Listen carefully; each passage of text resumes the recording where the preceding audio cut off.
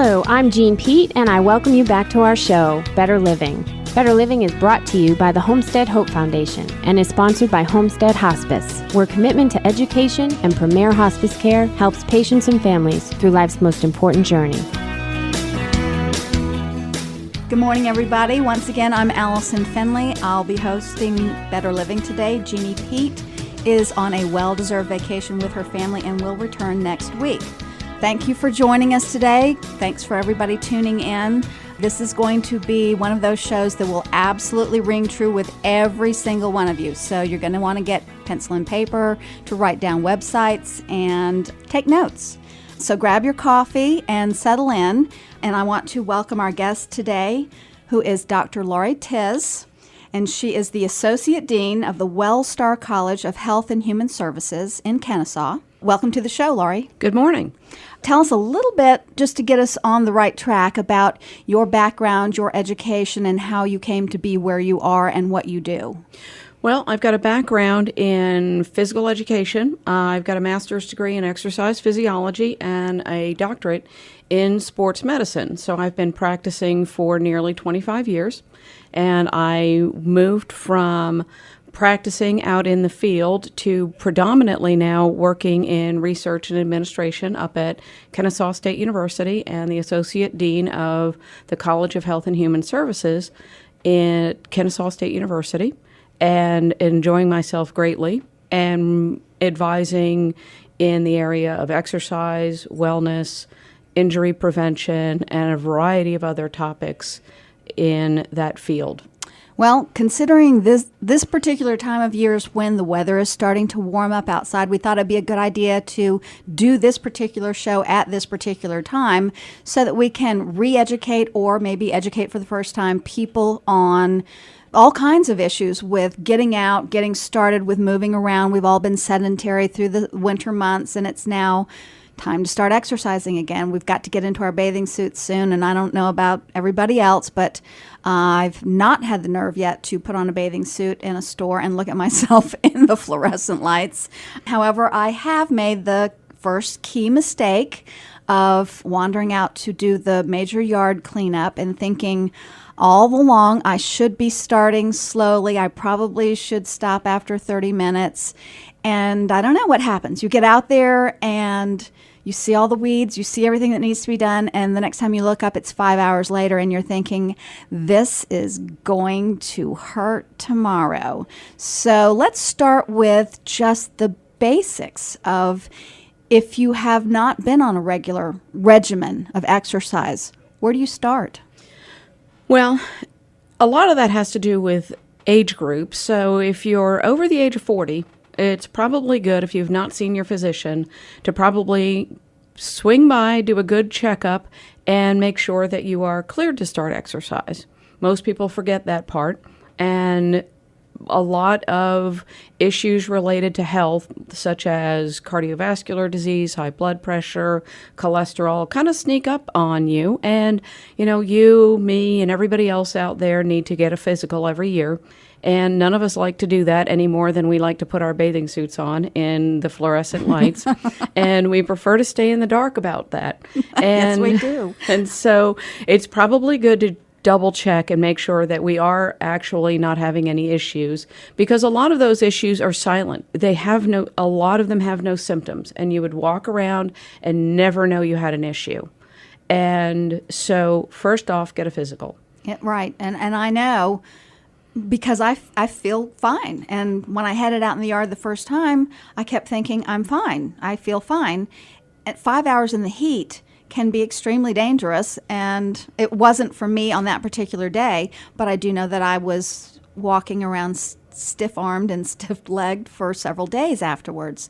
So 5 hours is too much to start. It absolutely is. And the whole idea of cramming all of your exercise for the week into one day is not really the ideal opportunity.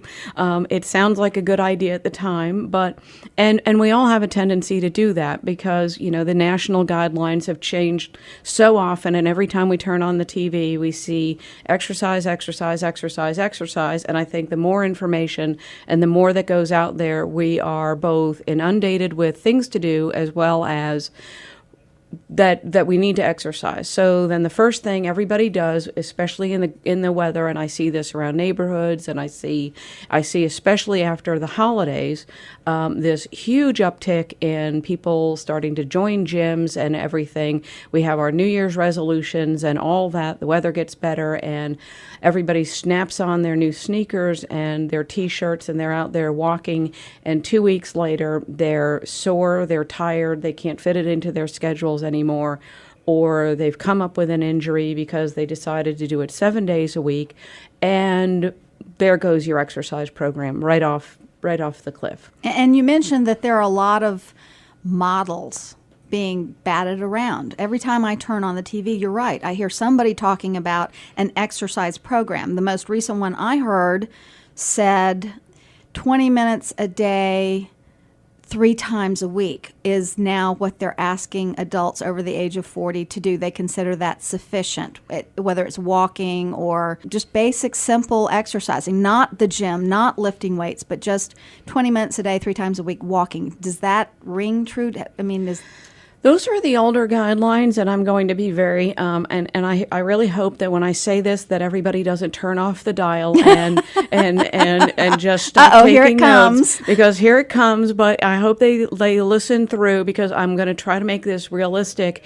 and make this so that we kind of incorporate all the guidelines, because a lot of this gets to be confusing, and I mean I get confused sometimes, and I've got a PhD in this, so okay, good. Now I don't feel so bad.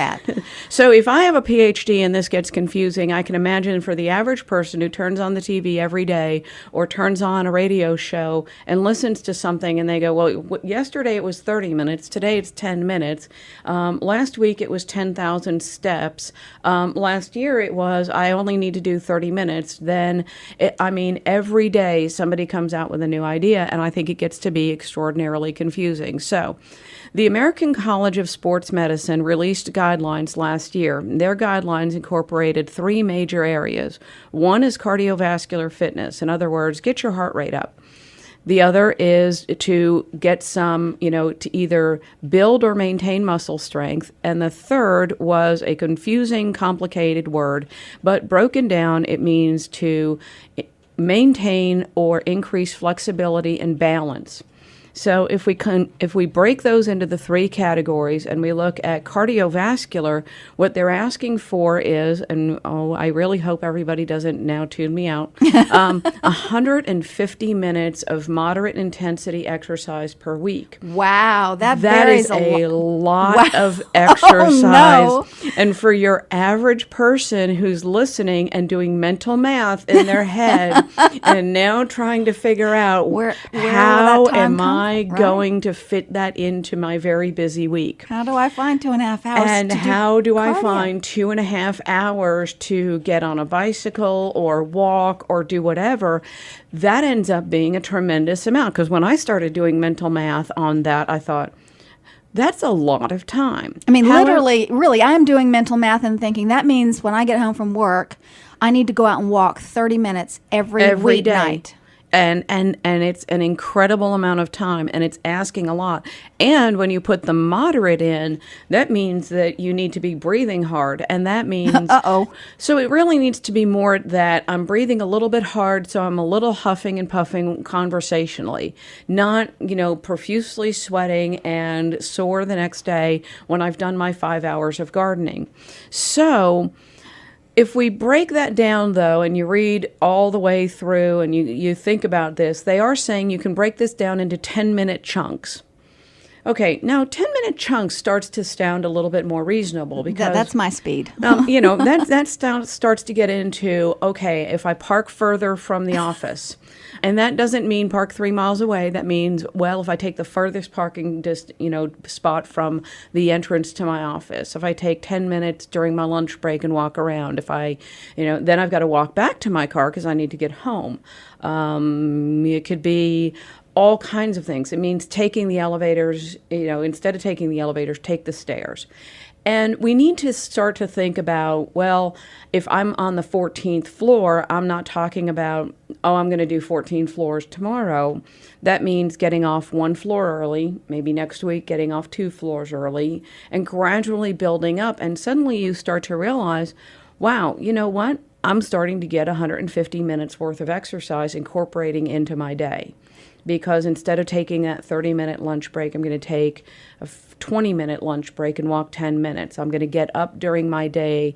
Instead of sitting in my office chair for 8 hours, I'm going to try to sit in my office for 2 or 3 hours, take a 10 or 15-minute walk around the building, and the next thing you know, you've gotten your 30 minutes in 10 or 15-minute increments, and that actually does work, and it's better than nothing.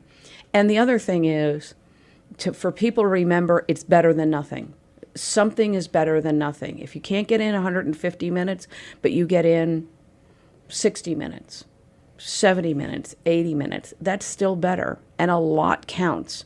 For people who are doing all the housework, who are doing all the grocery shopping, parking further out in the mall, don't circle around the mall parking lot or the grocery mart for the closest parking spot.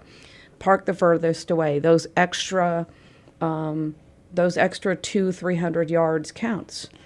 That does make it sound a lot more manageable, and I'm beginning to feel a little bit better now about that 150 minutes.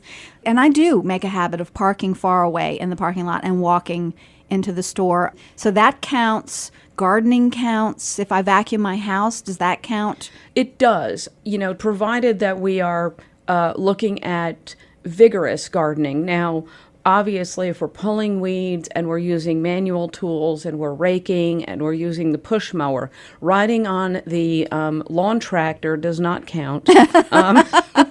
Using the backpack blower does not count, but raking does. There's a lot of hobbies that do count. I think that when we start looking at, I was thinking as I was driving in that there's a lot of research going on right now that's looking at video games. Obviously, sitting on the sofa and exercising your thumbs with a video game does not, but a lot of families are starting to do the video sports. Right. Well, that's a great way of getting activity without really realizing it. Although you can stand in front of the TV screen that you don't want to leave, but you're still getting exercise. And playing tennis without actually going outside, or boxing or doing skiing or all those activities that a lot of those sport games actually encourage, or the dance. The dance, whatever you can tell. Zumba and things like that. And those sorts of things. And you'd be surprised how active some of those are. I could not remember the research. They were looking at whether or not, all those kids who really don't like to participate in sports but play music. So how much energy and how much exercise does playing drums, does that count? Right. And so they are trying to look at whether or not we can start to look at alternative exercise such as that.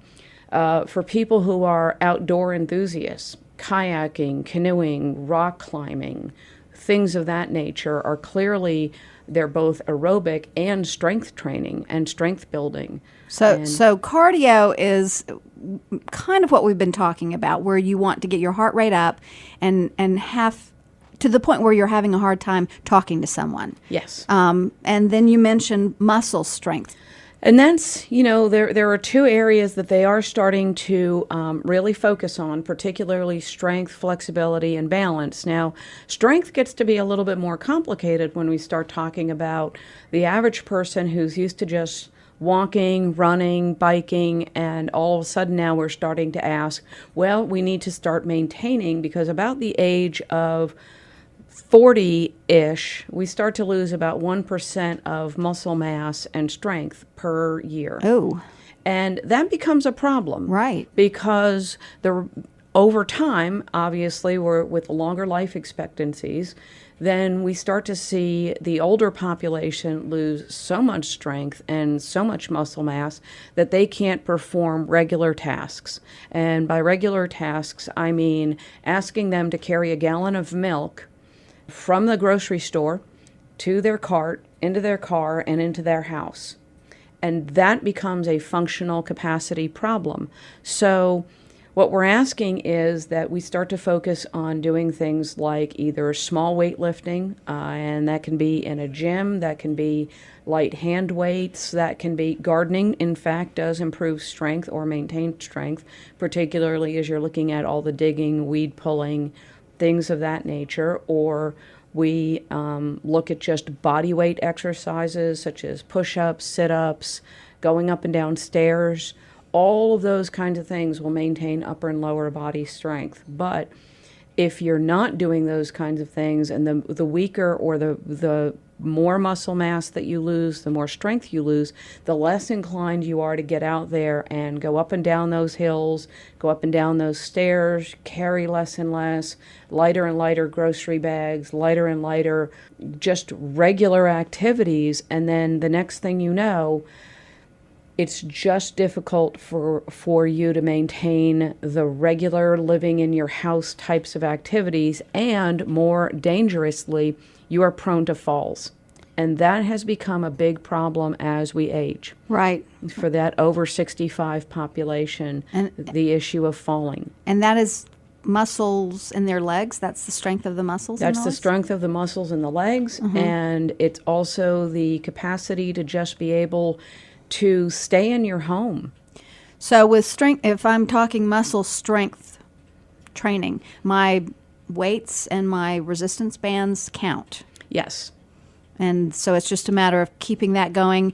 And is that worked into that 150 minutes? No, unfortunately, well, depending on what kind of exercise that you're doing. The gardening, it probably is a blend. The rock climbing, the outdoor activities, those sorts of things, that's kind of a blend. But if you're just walking, bicycling, swimming, we're now asking you to add that on. And then that becomes kind of intimidating to a lot of people who say, I don't want to go to a gym. I don't like exercising in front of people. Well, you may need to actually get somebody to help you learn how to do those things. Form is important. You may need a little bit of coaching. You may need somebody to come in and teach you to do a few exercises. Maybe need to look at some websites that teach proper form. There's enormous numbers of websites and videos out there. Unfortunately, some are good and some are not so good. But there are some good fitness councils out there that teach some really good ways of doing things. And just some basic strength training. And there's a host of good, really well qualified fitness trainers that will come into your home and do a few lessons and teach you how to do these things if you're not very confident in how to do these. So when I see people walking through my neighborhood doing their little power walk with weights in their hands and they're pumping them while they walk, they're actually accomplishing the cardio and the muscle strength at the same time. Yes. And they're probably getting a very good workout. But a lot of people aren't going to want to take that kind of time to do those sorts of things. So it really just depends on your lifestyle, or the people whose dogs are dragging them for a walk. They're probably getting both the cardiovascular exercise as well as trying to hold their dog back. That's also a great way of strength training and. And it probably takes us to the third thing you listed, which is flexibility and balance. Yes, because if their dog has not pulled them down onto the street, they're doing a great job of balance. Now, the balance is actually a lot simpler than it sounds. So we could start with balance. Balance basically just means, can you stand on one leg? And for the average person who's out there, that's just a good question while we're standing here listening. Can you actually stand on one leg? Right. And for about 10 or 15 seconds. We're not talking huge amounts of time. We're not talking 30 seconds, 60 seconds. But can you do it for 1 second, or for 10 seconds, 15 seconds? And that's something that in general I just incorporate while I'm doing just regular old chores, like doing the dishes, brushing my teeth, things like that, so that it just gets normally incorporated into regular activity, so that I'm not doing something where I'm standing and talking to somebody, and they think that I'm odd and doing have suddenly stork turned stands. into a flamingo. And I'm doing, I've suddenly turned into a stork or a flamingo. And therefore, you have some significant issues where people think that you're already crazy because you have a PhD, and now you're standing and talking while you're on one foot. So you try to avoid appearing crazy while doing your exercise routines. So that's balance. What about flexibility? Flexibility is going to be focusing on legs, which is the front of your legs, the back of your legs, and back. You'd be surprised. Ask your listeners, can they bend over and tie their shoes without having to bring their feet up onto a chair, or they no longer even know how, or they have started buying shoes that no longer require tying because they can't actually get there. But can they actually just bend over in a regular fashion and tie their shoes? Okay. Well, yeah, I think you've hit my hot button. When people notice that maybe they can't stand on one leg for a long time, they can't bend over and tie their shoes. At what age should this? I mean, if I'm 40 and can't do it, I would be alarmed. If I'm 80 and can't do it, I would think, okay, is there an age? You actually start losing balance and flexibility at the age of 20. Oh, no. So that's the bad news on this. So we need to start maintaining, and we can regain this relatively quickly. You would be surprised at how little work.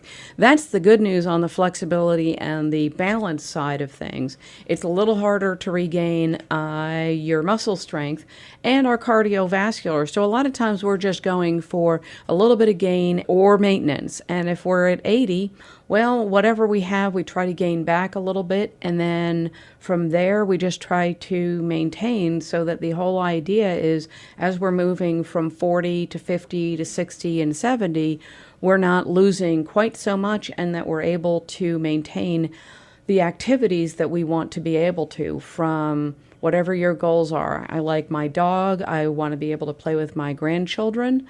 I want to be able to stay in my home. I want to continue to drive. I want to, and then of course there's all the issues of health, which, range from heart disease, blood pressure, cholesterol, arthritis, and all of those issues. These all factor into both preventing, maintaining, or reducing whatever issue you have related to that. So exercise is the place to start in prevention of diseases later in life that are preventable, but we are getting them in huge numbers now. Absolutely epidemic numbers. Okay. So the line that is used right now is exercise is medicine.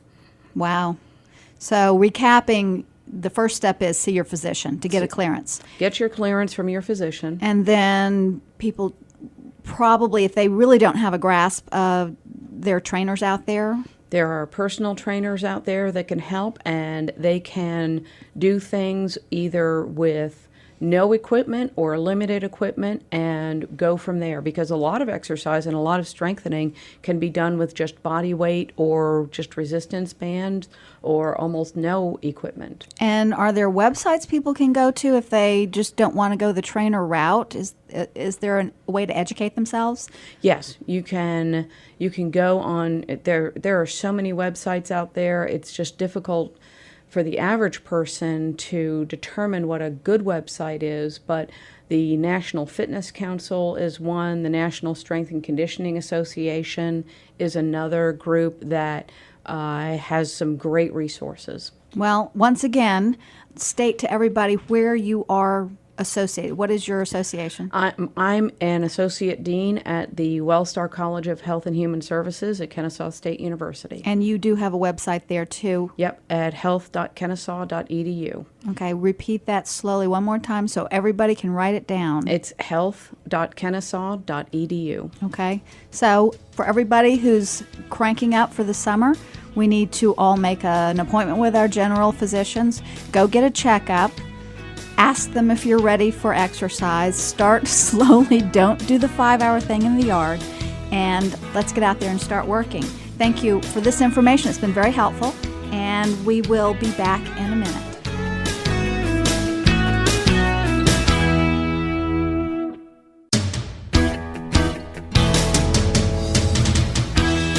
Hello, I'm Jean Pete, and I welcome you back to our show, Better Living. Better Living is brought to you by the Homestead Hope Foundation and is sponsored by Homestead Hospice, where commitment to education and premier hospice care helps patients and families through life's most important journey. Welcome back, everybody. We're sitting here with Dr. Laure Tis, who's the Associate Dean of the Wellstar College of Health and Human Services, and we're talking about exercise. Yes, that's our favorite subject. We all talk about it a lot more than we do it. So we've given you some pointers on what types of exercising that you're trying to hit. You're looking for cardio, you're looking for muscle strength, flexibility, and balance. Let's talk a little bit more about how a regular exercise program does help to prevent disease, and then I know that it's going to circle back to injuries also, but let's start with disease prevention. Well, as everybody knows, and unfortunately this gets mentioned on the news again all the time, which also ends up turning people off from exercise, is the national epidemic of obesity. So right now they're estimating through the CDC, which is the Centers for Disease Control, that about 1/3 of the American population is categorized as obese. And we can talk about how they measure that, but that gets into lots of all kinds of technical sorts of things. But at the end of the day, between 1/3 of American adults are obese and roughly 17% of American children are obese. So with that, what ends up happening is with that obesity, then the obesity is linked directly to type 2 diabetes, heart disease, high blood pressure, high cholesterol. It will contribute to the development of osteoarthritis and a wide variety of cancers. And so those all end up being very, very silent. So until you actually go to the doctor and get checked to see if you have any of those, most individuals that I talk to in passing or directly sort of have this attitude of, well, I don't want to go to the doctor because they're just going to tell me that I'm overweight, and I don't want to hear that I'm overweight because they're just going to tell me to exercise. Right.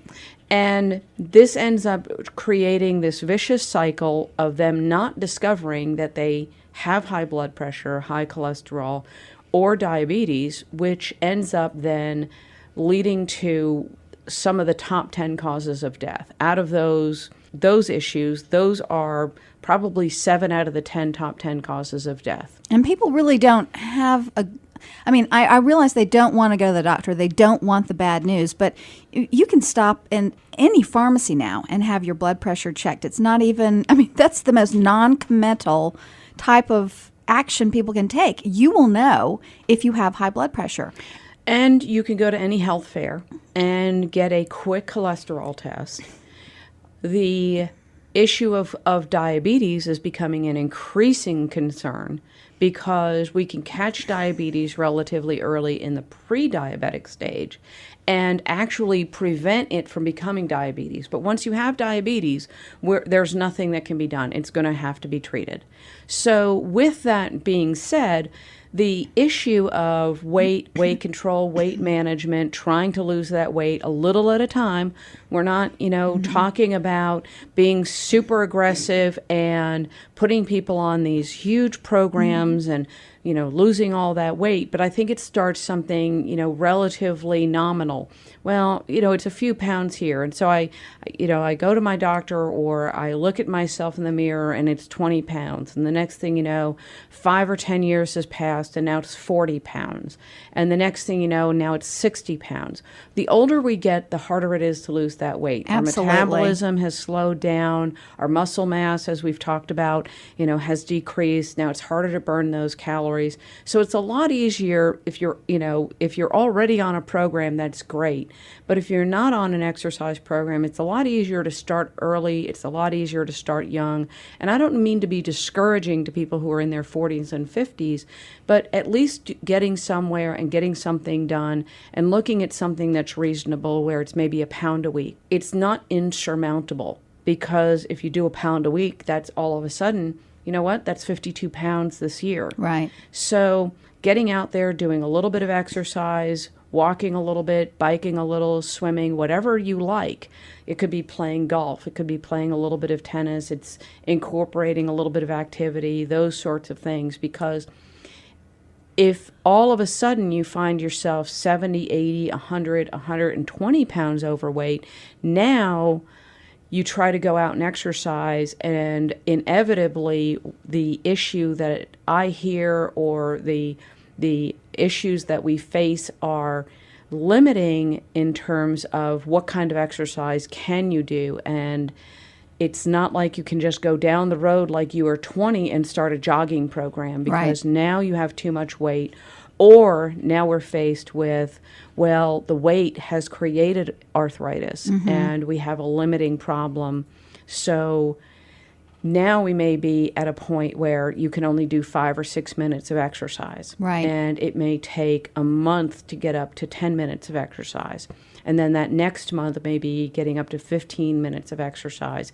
And you may be working in a physical therapist clinic and doing limited exercise, and it may be very supervised. Or your first episode is going to spur you to exercise because it's going to be a cardiovascular incident. Let's swing to the opposite end of the spectrum. We've been talking about people who have not been exercising, but the other side of the story is that I noticed when I was raising my children, there were so many activities for them to get involved in and so much pressure for them to always be active in a sport. I feel that sometimes we're pushing our kids too hard. So, swinging from one end of the spectrum where we have people who don't exercise at all, is there such a thing as pushing it too hard in the other direction? And there is. We have a lot of new data right now that is a little bit startling, that with youth sport injury, when we start looking, and of course it's very, very difficult to calculate the number of injuries in age populations under the age of 14. So a lot of these are estimates. So when we start looking at the estimates of youth participating in sport in this country, that we're starting to see a rather alarming trend when it comes to injuries in high school athletes and in athletes under the age of 14.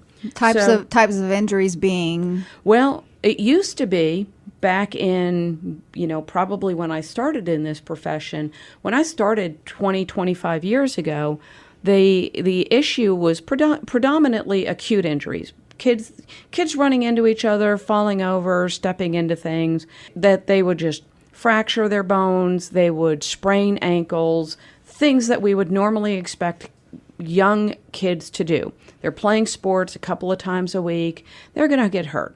Right. Well, now we're seeing these young kids play sports 5 and 6 days a week, 12 months, sometimes 11 months, a year, depending on how their schedules work out. I'm getting a lot of phone calls from individuals who are saying that oftentimes that some athletes are actually participating in 2 teams at the same time. Most of my friends' kids are. It's football, baseball season, or it's baseball, swimming season. Or I get calls where they're playing in high school swimming and league swimming. So they're practicing swimming in the morning and they're practicing swimming. And I don't mean to pick out swimming in general. It could be anything: baseball, soccer, football. Spring football season for a lot of youth from 5 and up has started weeks ago across the country.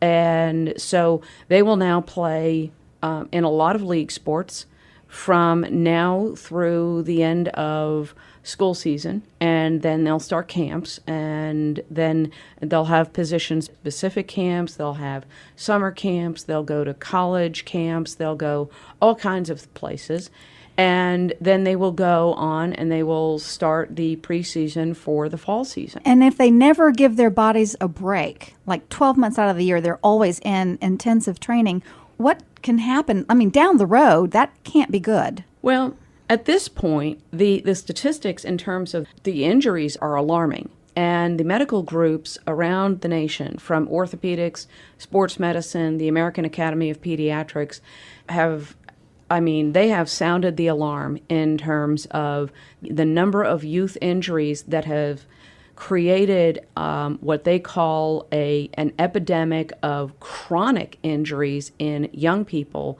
that is leading to injuries that we would normally see in elite or college age Division I or professional athletes that we are now treating and sometimes having to do surgical interventions on in young 12, 13, 14-year-old, young people. Wow. And sometimes these injuries are so severe that they are going to either end the career of these young people in terms of their athletic participation in their sport of choice, or are literally going to create a scenario that is going to almost create a 50 to 90% incident of osteoarthritis within 10 years. Of the age of 12? At the age of 12, 13, 14 years old. So you extend that out to 24, 25 years old, they're going to start arthritic conditions in shoulders, knees, elbows, and we now are creating a population that is going to have arthritic degeneration of those joints. In their 20s? In their 20s. Wow. And that is an enormous issue. So there's an organization that has been created called Stop Youth Sport Injury that posts out about 2 or 3 times a week about different injury concerns, prevention techniques, and they are very, very concerned about what they call the professionalization of youth sport. Because when I was growing up, I don't know how it was when you were growing up, well, I played probably 2 or 3 sports during the school year. Right. And then during the summer, of course, was off. And I realized times have changed. Parents are concerned. They don't want their kids just running loose through neighborhoods. So it's a different generation. Right, And so it is.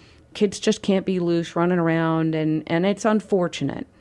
But at the same time, they're trying to emphasize the issue of not having young people participate this intensely, and they're trying to emphasize the issue of allowing young athletes, particularly those that are still growing, to rest, get adequate rest, play 3 times a week, maybe not 5.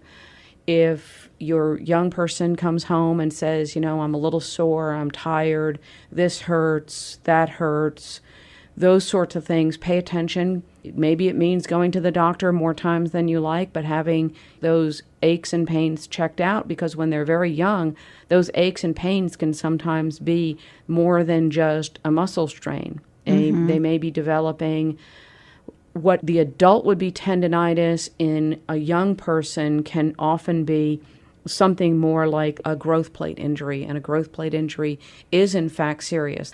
That's the cartilage areas where we don't want to see long-term damage. We don't want to see the need for surgery in those areas. The daughter of a friend of mine is a very good softball player, and she is 12, and last summer was hit in the head while she was wearing a helmet with a thrown ball twice in the same month, and her neurologist pulled her out for 6 months because they concluded that she had suffered a concussion both times. It was a painful decision for the family to take her out because that's what they did. That was their life. So there is some reluctance, isn't there, on the part of families to abandon a sport temporarily to let an injury heal? There absolutely is, and I'm glad from the concussion standpoint that they pulled that out, because concussions have been a very, very big issue right now, and the research is ongoing, and the cutting-edge research that's going on right now is, to say the least, after 25 years of looking at concussions and athletes with concussions and the damage that it does, particularly now with some of the centers that the NFL has funded, where we're looking at some of the most severe cases and the worst case scenario. The new data that is coming out shows more and more that young people are at the most significant risk of suffering long-term damage, not only from multiple concussions, but just from a single incident. And we're very lucky at Kennesaw to have one of the leading researchers, Dr. Dan Bonova, who has been funded and is an award-winning researcher in the area of traumatic brain injury and concussions. And some of the data that she is presenting is just remarkable in a cutting-edge area called brain biomarkers. Wow. Which is a really technical way of looking at brain injury where they're looking at blood tests, where they can actually tell right away whether or not you've sustained a concussion. From a blood test? From a blood test. And because the brain produces a very small itty-bitty protein that's called a brain biomarker, and those brain biomarkers are very reliable. What we're finding is that at the end of the day, the easy answer for those of us on the healthcare side, but on the very difficult side of the parent and the athlete, is you need to let the brain rest and heal. So for the parents who are listening and have children in sports, give them some advice on if this has happened to your child, it is time to see the doctor, besides getting hit in the head. And people will say to me, well, she just had a little headache afterwards, but a concussion literally is your brain not bouncing around inside your skull? Well, and it is. I mean, the brain is a gelatinous piece of important item that you need to function for the rest of your life, and it slings up against the side of the skull, and a tiny little bit of damage occurs. And the problem is, unfortunately, right now, as the medical community is struggling with this question right now, is I can run somebody through an MRI and I can run somebody through a CAT scan, and an athlete will present with maybe minimal to no symptoms. They'll say to their parents, I feel fine, or, well, maybe I have a little bit of a headache. And you can run all the diagnostic and clinical tests that you want, and nothing will appear. But years down the road, something might appear. And the more head injuries they sustain, the more of these little concussions that they sustain, the higher risk that they may potentially have. Now, I'm not saying they're going to have, because unfortunately we're still in the stage where re-looking at all of these issues with very, very high-end equipment that is not available. It's all research equipment. But more and more it would seem as if the incidence of repetitive injuries, repetitive brain injuries, and the best advice most people can say is if you've sustained a significant injury, and the difficulty with athletes is a lot of times we say, well, if you haven't been knocked out and you're not unconscious, well, you're probably fine. And most athletics, they don't get knocked unconscious. Well, and besides the head injuries, are there other types of injuries that you're seeing as being common and people are tending to sort of just minimize them and move on? Well, with young athletes, we're seeing a lot of minimization, again, of all the shoulder injuries, all the elbow injuries that come with the young baseball pitchers.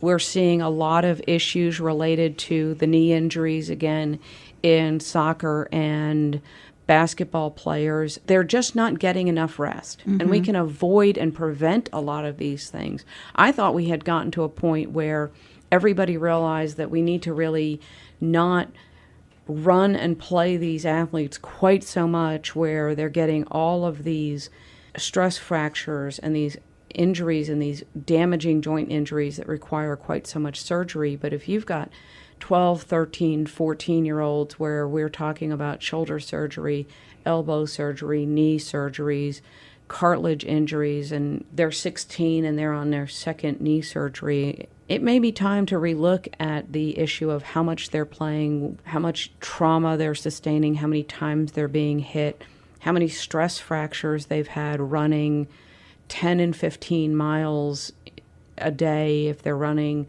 75 miles a week. It might be too much. It's just... They need to listen to their bodies. Right, right. And I think that you bring up a good point, that we tend to ignore things that we can, if we can get over them, if we can take a Tylenol and get past them, then we ignore them. Let's spend the remaining time talking about, because we do have listeners in Phoenix and New Orleans as well as Atlanta. So we have two areas that are relatively humid in the summertime and one which is relatively dry. Let's talk about hydration. The best thing to do with that is it's ideal if we're not practicing or participating or for any age group in the heat of the day. If you have to, you can always drink 8 to 10, maybe 12 ounces about an hour before you're going to go out and exercise. And that doesn't matter what sport it is, Right. whether it's walking, running, gardening. And the hotter it is and the more that you're sweating, it's always good to take those 15 to 30 minute breaks, drink approximately